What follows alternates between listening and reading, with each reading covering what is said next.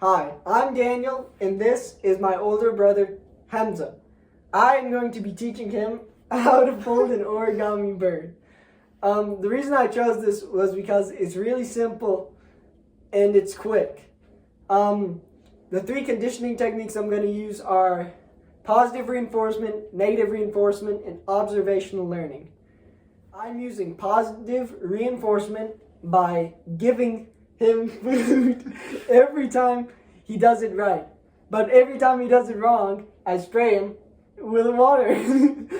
And by the observational, I'm just going to do it, and then he'll do it while I'm doing it. So he can observe. I'll watch. Hi. I'm going to demonstrate it first, and then he's going to do it. Watch. First, you fold it like so.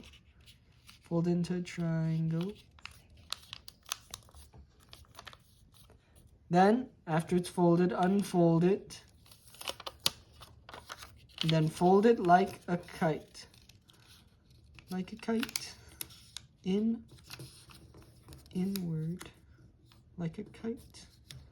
Like a kite. Like a kite. Like a kite.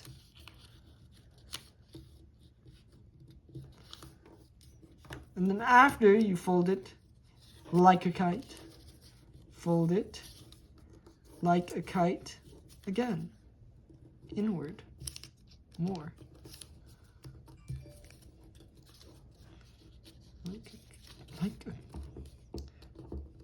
Like a kite inward again.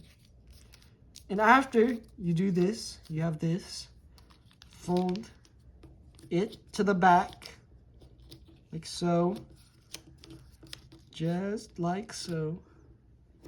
Fold there, then fold it back again to the front, then pinch, and now you have origami bird. See it? You got it? It's a bird. Got it? Understand? This is how you do it. Boom!